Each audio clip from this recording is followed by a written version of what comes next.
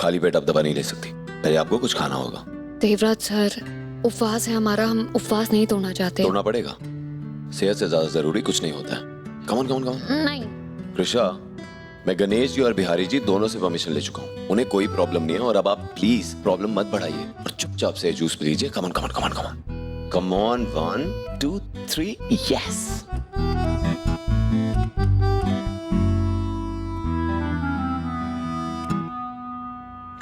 आपने आज छुट्टी ले ली? कृषा, आप मेरी प्रायोरिटी हैं। जब भी आपको मेरी जरूरत होगी ना, मैं 24 घंटे आपके पास रहूंगा।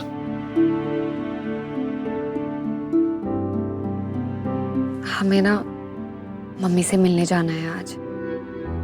वो आज ना, आज मम्मी का बर्थडे है, उनके फेवरेट व्हाइट लिलीज हैं और आज वो 51 साल की हो गई, राइट?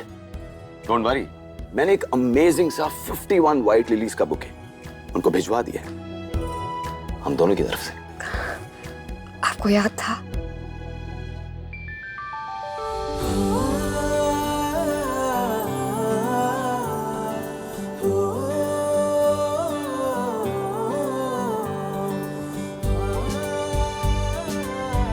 आपकी मम्मी मेरी मम्मी है। आपसे जुड़ा हर इंसान, हर एक चीज आपसे मेरी भी है।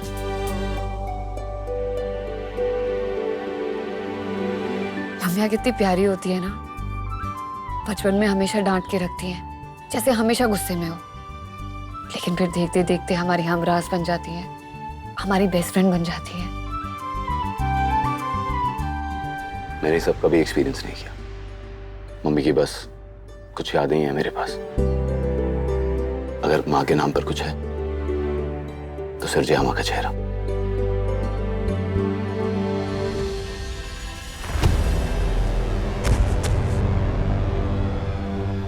हैवान नहीं,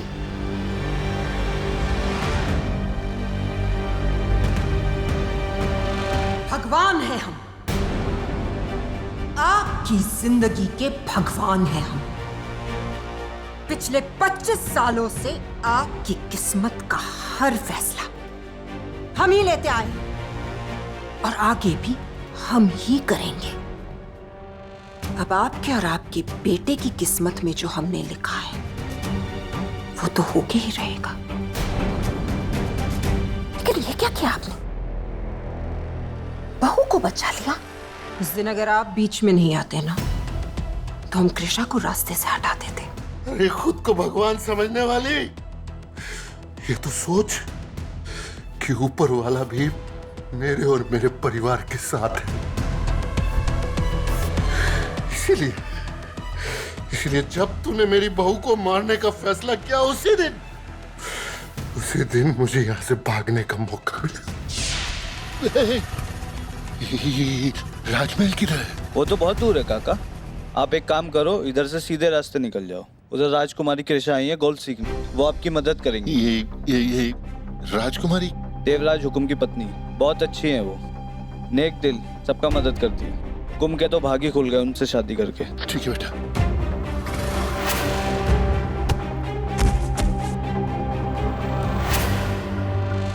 जितनी मर्जी कोशिश कर लीजिए, कुछ नहीं कर पाएंगे आप। जब तक आपको और आपके पूरे परिवार को बर्बाद नहीं कर देते ना,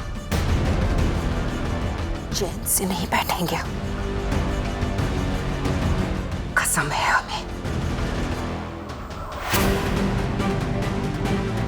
अरे कब तक मेरी एक गलती की सजा देती रहेगी मुझे? और देना है तो मुझे दे, मेरे बेटे और बहू को क्यों? क्योंकि बाप के किए की सजा बच्चों को ही भुगतनी पड़ती है। आप कुछ बताइए ना अपनी मम्मी के बारे में हमें। मेरी मम्मा बहुत प्यारी थी, सबका बहुत ख्याल रखती थी। She was the best. आपके पास उनकी कोई फोटोज हैं? आपने अपने मम्मी पापा के बारे में तो हमें कुछ बताया ही नहीं है कभी। वेट,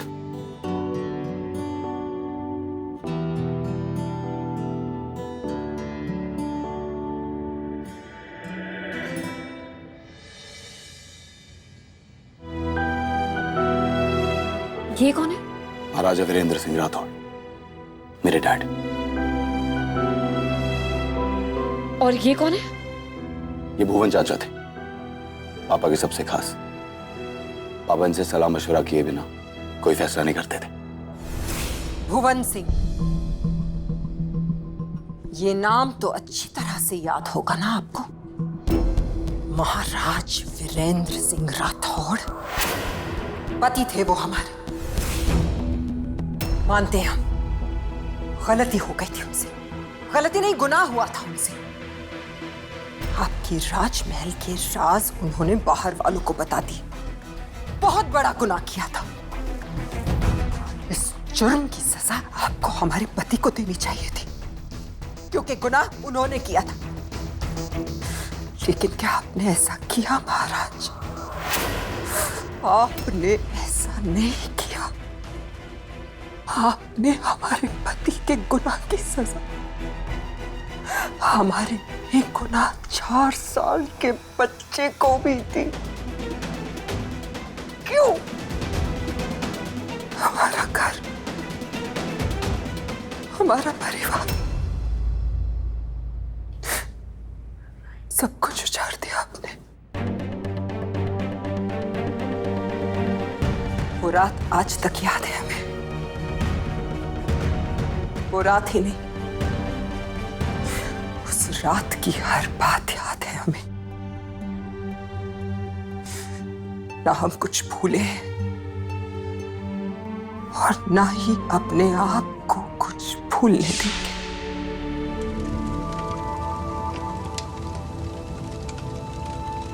लक्ष्मी, तुम्हारे घर में आग लग गई। लक्ष्मी, आग! लक्ष्मी, बचाओ! माफ कर दीजिए महाराज, गलती हो गई, माफ कर दीजिए। अरे जल्दी करो, बचाओ!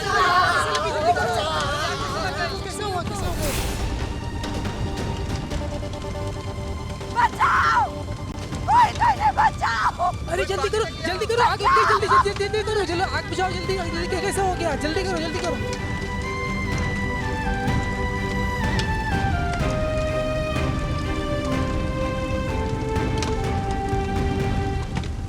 लक्ष्मी,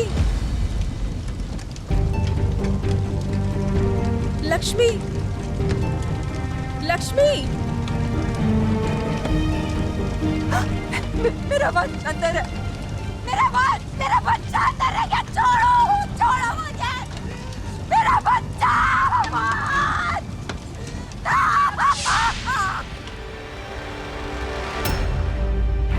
अपने पति के मरने का गम तो हम सह लेते।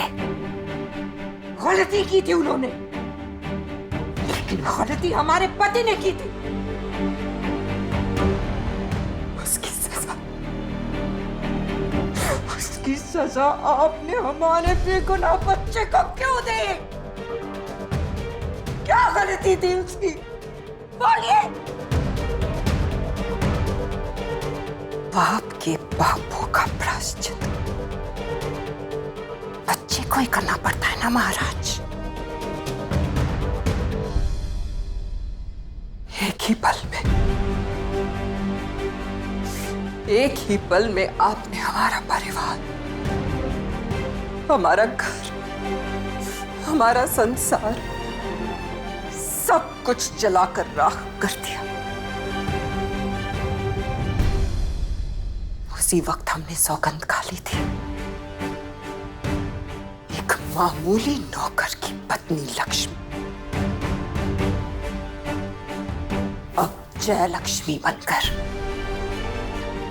महाराज वीरेंद्र सिंह की साम्राज्य, प्रतिष्ठा, शान को पूरी तरह से राख कर देगी।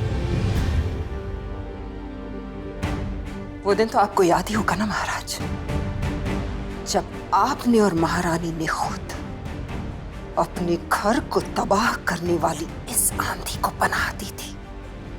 याद है?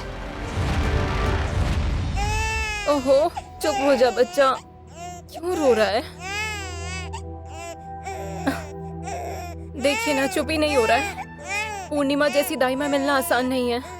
देवराज और दक्ष को शुरू से उन्होंने संभाला है। तबीयत का बोल के 2 दिन की छुट्टी मांगी थी।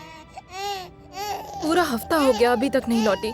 अरे तो रानी साहिबा, आप किसी दासी को बोल दीजिए। दासी को बोल दूं? अंबिकापुर के युवराज हैं हमारे बच्चे, किस पर विश्वास करें? ऐसा कौन है जिसके हाथ में हम हमारा भविष्य रख सकें? माफ कीजिएगा हुकुम, लेकिन हम किसी ऐसे को जानते हैं जो महारानी जी की सारी कसौटियों पर खरी उतरेगी।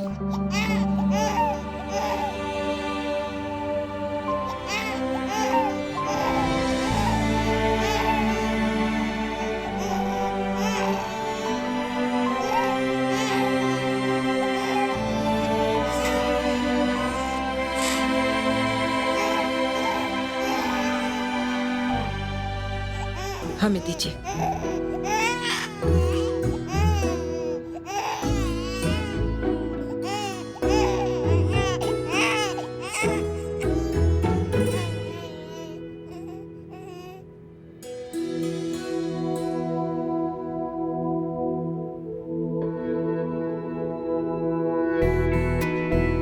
राजकुमारों की जान को हमेशा खतरा होता है, इसलिए हमारा सबसे पहला कर्तव्य ये है कि हम एक बूंद पानी भी उन्हें बिना चखे ना दें।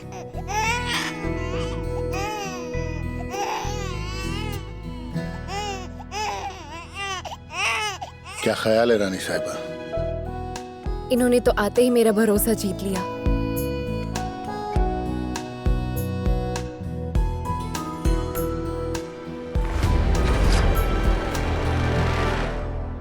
जिस दिन से आपने अपने परिवार के 2 वारिस हमारे हाथ में सौंपे थे ना महाराज,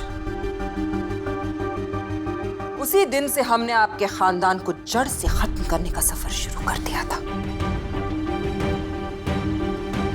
शुरुआत में तो हम आपसे इतनी नफरत करते थे कि हमें ऐसा लगता था कि जल्द से जल्द आपको मौत के घाट उतार दें, और इसीलिए हमने वो एक्सीडेंट प्लान किया। वो एक्सीडेंट जिसमें आपकी धर्म पत्नी यानी कि महारानी जी बेचारी इतनी अच्छी थी कि कुछ ही क्षणों में परलोक से धार गई, लेकिन आप तो इतनी सख्त जान थे कि शरीर छोड़ने को तैयार ही नहीं थे। उस वक्त महाराज, हमने पहली बार आपको तड़पता बिलखता हुआ देखा, और सच मानिए उस वक्त हमारे दिल को ऐसा सुकून मिला कि हमने तो अपना प्लान ही बदल दिया। तब हमने ये सोचा हम आपको मारेंगे नहीं, क्योंकि मौत तो आपके लिए सजा नहीं है, मौत आपके लिए मुक्ति है।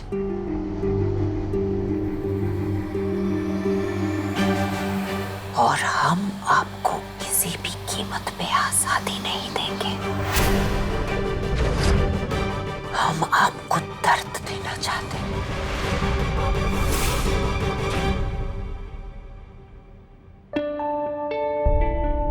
कितना कुछ साथ देख लिया हमने कृष्णा।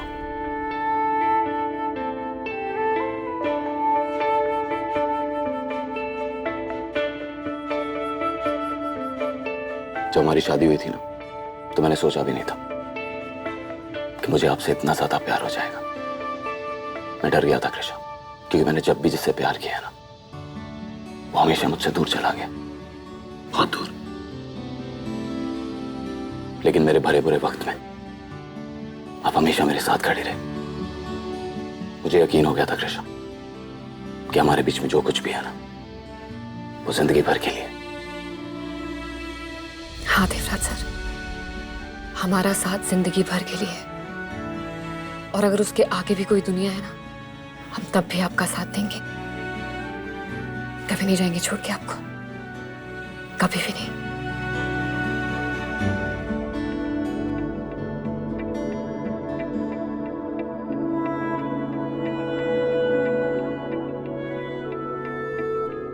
ये खामोशी सुन रही हैं? कुछ कहना चाहती हैं?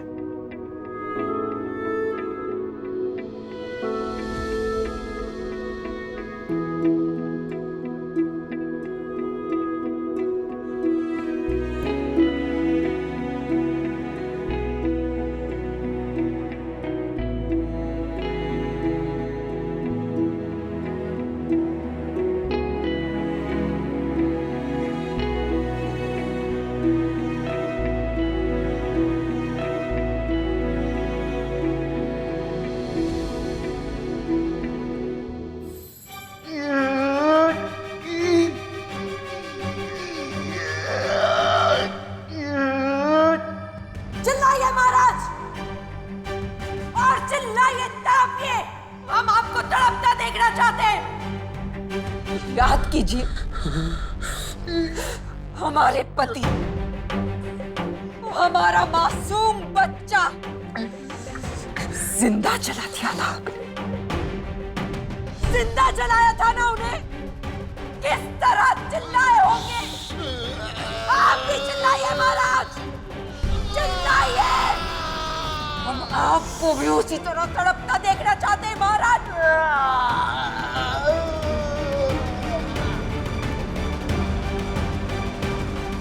क्या महाराज, आपके तो आंसू निकल आए।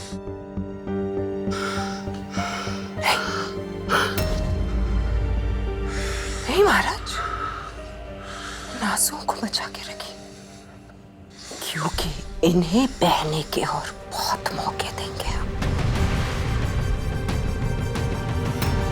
आपका सबसे चहीता बेटा देवराज है ना, आपका गुरूर राजकुमार देवराज सिंह राठौर।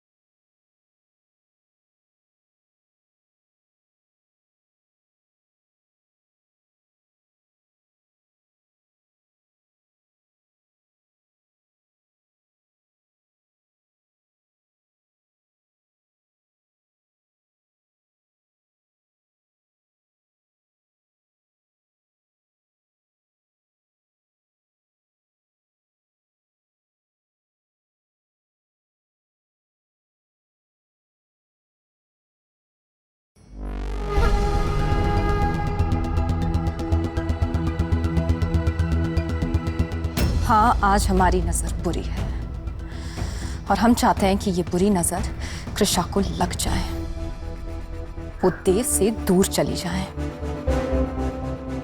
बहुत दूर।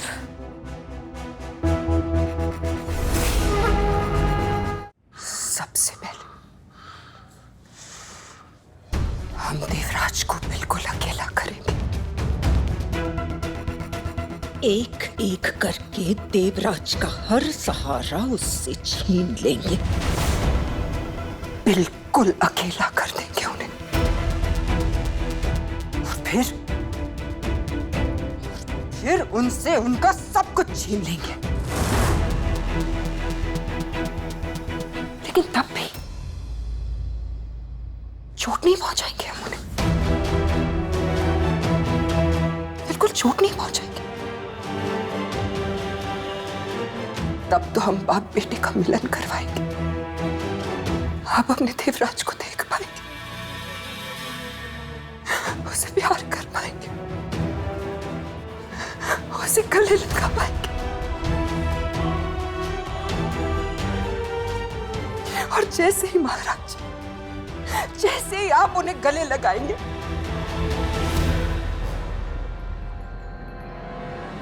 तब वहां लगेगी आग। ठीक वैसी आग जैसे आपने हमारे घर में लगाई थी, वैसी ही आग जिसमें जलकर, झुलसकर न सिर्फ हमारा पति बल्कि हमारा मासूम सा बेगुनाह बेटा भी मर गया। वैसी ही आग में महाराज, आपकी आंखों का तारा अंबिकापुर का राजकुमार देवराज सिंह राठौर तिल तिल करके जल के मरेगा। आपकी आंखों के सामने तड़प तड़प के मरेगा आपका बेटा। और तब तब हमारे सीने को ठंडक पहुंचेगी, तब जाके बुझेगी ये आग, तब हमारा बदला पूरा होगा। नहीं, इसीलिए कह रहे हैं महाराज, इस दिन के लिए अपने आंसू बचा के रखिए। नहीं, जब आपके इकलौते बेटे की मौत होगी, बचा के रखिए आंसू को, काम आएंगे।